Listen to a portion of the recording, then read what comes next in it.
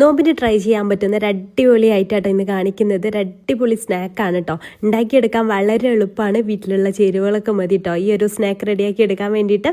അപ്പോൾ ഇതെങ്ങനെയാണ് ചെയ്തെടുക്കുന്നതെന്ന് നോക്കാം. ആദ്യം നമുക്കൊരു മൈദപ്പത്തിരി റെഡിയാക്കി എടുക്കണം. അതിന് വേണ്ടിയിട്ട് 1/2 കപ്പ് മൈദയിലേക്ക് ആവശ്യത്തിന് ഉപ്പും 1 ടീസ്പൂൺ ഓയിലും ചേർത്തിട്ട് ആവശ്യത്തിന് വെള്ളവും ചേർത്തിട്ട് നന്നായിട്ടൊന്ന് കുഴച്ചെടുക്കുക.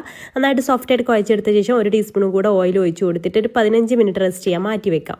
എന്നിട്ട് ഞാൻ ഇത് ചെറിയൊരു 4 ബോൾസ് ആക്കിയിട്ട് എടുക്കുന്നുണ്ട് കേട്ടോ. 2 സ്നാക്കാണ് ഞാൻ ഇത് വെച്ചിട്ട് റെഡിയാക്കി എടുക്കുന്നത്. എന്നിട്ട് നമുക്കിത് പരത്തിയെടുക്കാം. ഒരുപാട് അങ്ങ് തിന്നാക്കണ്ട, ഈ ഒരു കട്ടിക്ക് വേണം പരത്തിയെടുക്കാൻ വേണ്ടിയിട്ട്. എന്നാൽ ഒരുപാട് കട്ടിയും പാടില്ല കേട്ടോ. എന്നിട്ട് ഇതുപോലെ 2 സ്റ്റീൽ ബോളിൻ്റെ മുകളിലായിട്ട് ഇത് വെച്ചിട്ട് ഒരു കുഴി പോലെ ആക്കിയെടുക്കുക. അതിലേക്ക് ഓരോ മുട്ട വീതം പൊട്ടിച്ചൊഴിച്ച് കൊടുക്കാം. പിന്നെ അതിലേക്ക് കുറച്ച് സവാള, ഒരുപാടൊന്നും വേണ്ട കേട്ടോ, കുറച്ച് സവാള ചെറുതായിട്ട് അരിഞ്ഞതും കുറച്ച് തക്കാളി ചെറുതായിട്ട് അരിഞ്ഞതും പിന്നെ കുറച്ച് ചിക്കൻ പൊരിച്ചതും കൂടെ ചേർത്ത് കൊടുക്കുന്നുണ്ട് കേട്ടോ. പിന്നെ ചീസ് ചേർക്കുക, അത് ഓപ്ഷണലാണ്, ചീസ് നിർബന്ധമില്ല. ചീസ് പിന്നെ ആവശ്യത്തിന് ഉപ്പ് ഇങ്ങനെ ഒന്ന് സ്പ്രെഡ് ചെയ്ത് കൊടുക്കുക. കുറച്ച് ചില്ലി ഫ്ലേക്സും ഇട്ട് കൊടുക്കുക. എന്നിട്ട് പരത്തി വെച്ചിട്ടുള്ള മറ്റേ പത്തിരിയും കൂടെ അതിൻ്റെ മുകളിൽ അങ്ങ് പ്രസ് ചെയ്ത് വെച്ചിട്ട് നന്നായിട്ട് പ്രസ് ചെയ്തിട്ട് സൈഡ് പോർഷനൊക്കെ ഇതുപോലെ അങ്ങ് കട്ട് ചെയ്ത് മാറ്റി വെക്കുക.